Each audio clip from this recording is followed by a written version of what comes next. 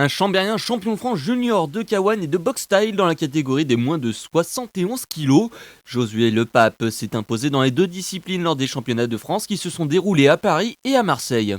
J'étais fier je représentais la Savoie et puis en même temps j'étais fier pour le club parce que je suis l'un des premiers en boxe style de l'avoir ramené ici, puis voilà, comme quoi le travail ça paye quoi. J'ai eu un gros stress au premier combat à Paris parce que c'était le premier combat, c'était l'ouverture quoi, c'était le temps de me mettre dedans. Du coup j'avais peur.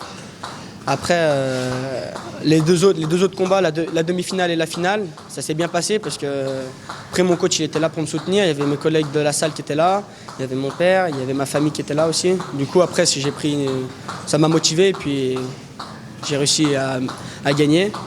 En K1 j'étais déjà motivé et après j'ai écouté le coach, puis j'ai resté serein, j'ai resté calme, j'ai travaillé propre. Le K1 et la boxe style, deux disciplines du sport de combat bien particulières qui appartiennent à la grande famille du kickboxing. Dans le kickboxing, on peut utiliser aussi bien les coups de pied que les poings. À la différence du full contact, il est aussi possible de donner des coups sur les cuisses, appelés low kick. Le K1 et la boxe style, deux variantes bien distinctes du kickboxing.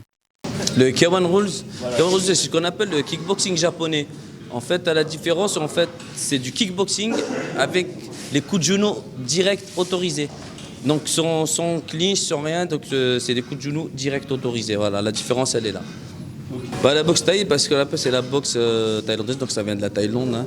Donc c'est une boxe à 8 armes. En fait, on a le droit aux coups de coude en plus, les coups de genoux et les clinches avec les projections. Le programme s'annonce chargé dans les semaines à venir pour Josué Le Pape avec une sélection en équipe de France et une participation au championnat du monde. En K1, j'ai été sélectionné par l'équipe de France.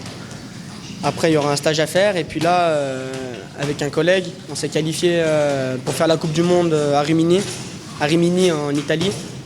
C'est du 15 au 19 juin.